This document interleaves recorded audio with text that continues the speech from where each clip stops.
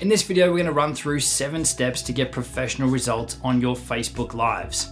So it's a Facebook Live tutorial with Facebook Live tips and other cool stuff.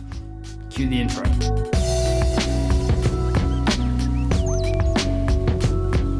Hey, it's Justin Brown here from Primal Video, where we help entrepreneurs and business owners amplify their business and their brand with video.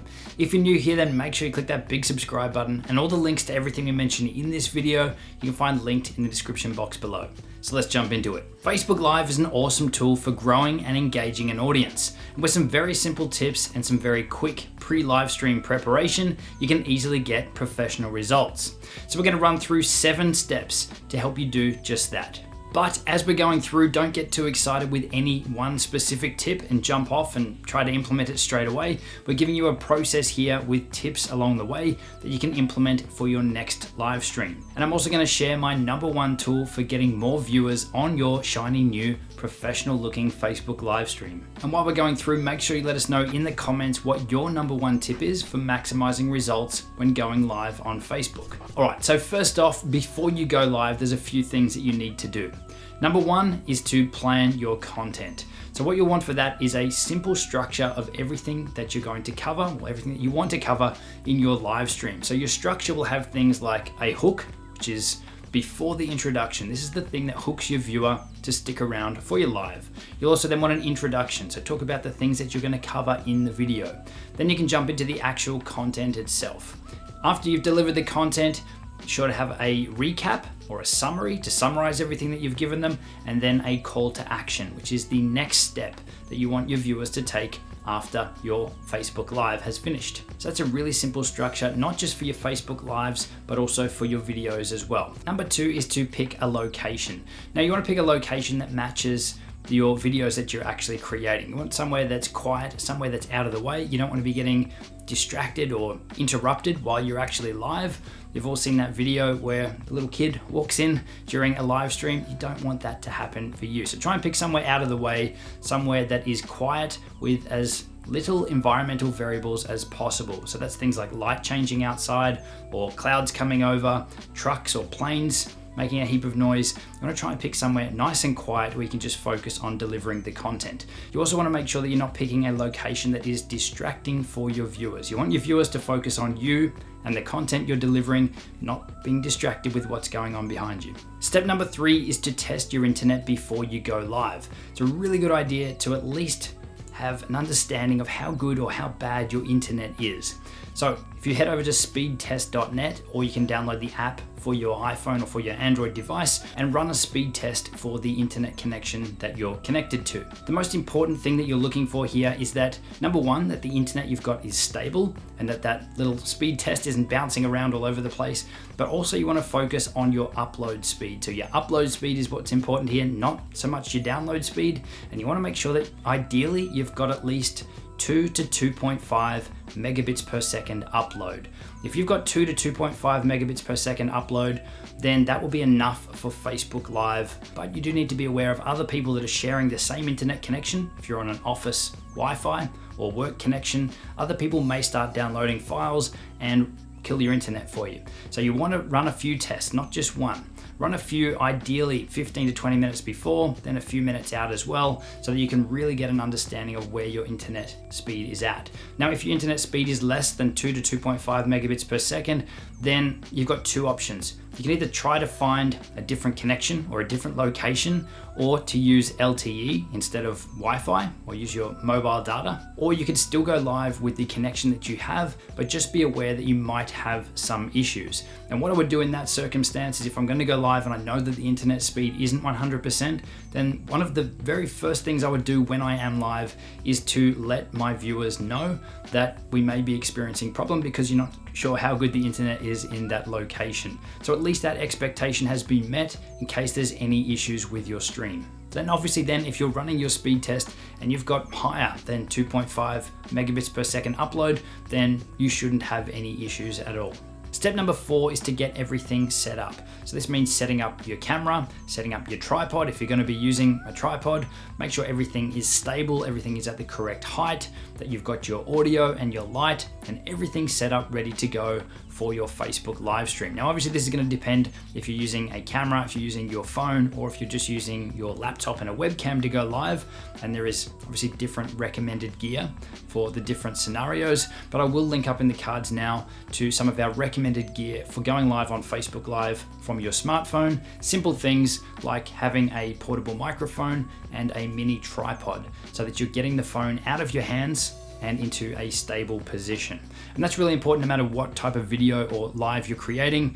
Get your phone or your camera out of your hands and get it somewhere stable. Use a tripod if you can, or just position your camera somewhere where it's not going to shake and move around a lot for your lives. Now, if you're using a Mac or a PC to go live, you can use similar gear as well.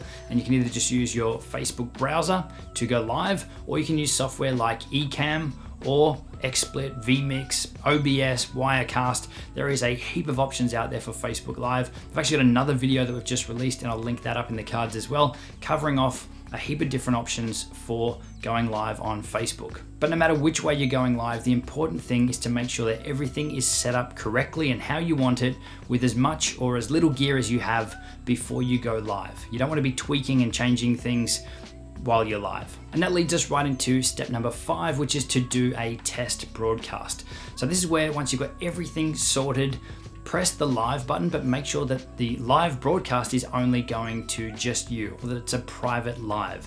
So in the Facebook settings, you get to choose who you want to broadcast to, and there is an option there to broadcast to only me or just yourself. So that way there's no one else that will see it. So what you're looking for in this test is that everything looks good, sounds good, and that everything is set up the way that you'd like it. Now, if you are going live in a sales scenario, or you're doing this for a live promotion, then I would also suggest that while you're running this live, that you do a quick run through of the content that you're going to be presenting as well. So that way you'll feel more relaxed because you've had a run through, but also when you're watching back, you can give yourself some feedback on how you went in your live test. Step number 6 is to tell people that you are about to go live. Now, this could be as simple as sending out some tweets or some Instagram posts or Facebook to let people know, but there is also a really cool way to automatically post and email as soon as you go live with a cool app called LiveLeap.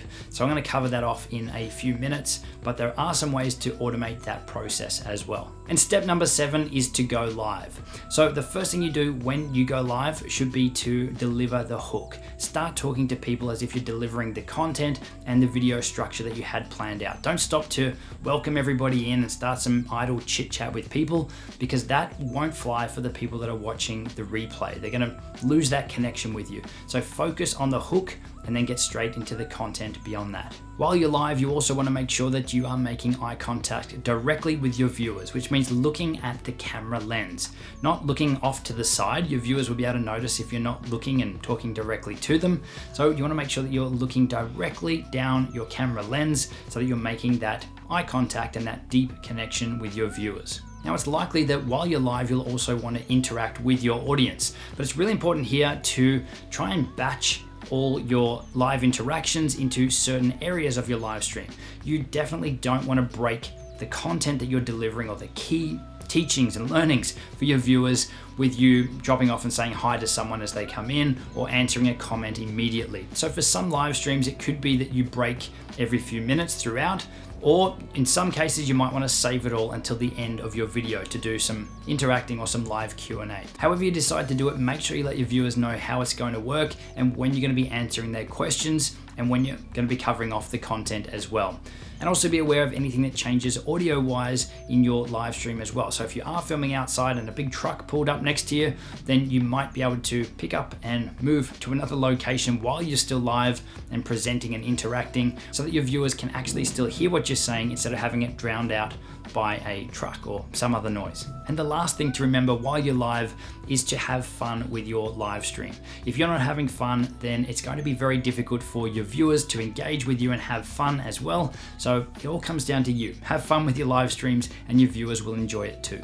Now, I did mention LiveLeap a few minutes ago. So what LiveLeap is it's this amazing tool that lets you automatically share out your Facebook Lives the instant that you go live on Facebook Live. And it will let you share them out to your website, it'll let you share them out through email, through social media, and to multiple Facebook pages and Facebook groups as well. So an amazing tool to automate all of that. So you just need to focus on pressing the go live button instead of sitting there sharing everything out the moment that you go live.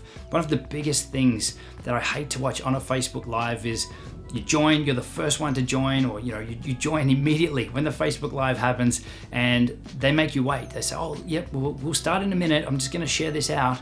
LiveLeap does that for you so that you don't need to worry about it. So if you're interested in automating that process for your Facebook live streams, then definitely check out LiveLeap, and there'll be a link in the description box below. Now, if you're interested in taking your Facebook live streams up another level, adding things like titles, multiple cameras, effects, multiple people, then check out the video linked on screen now covering the best Facebook Live software for Mac and PC. And I'll see you soon.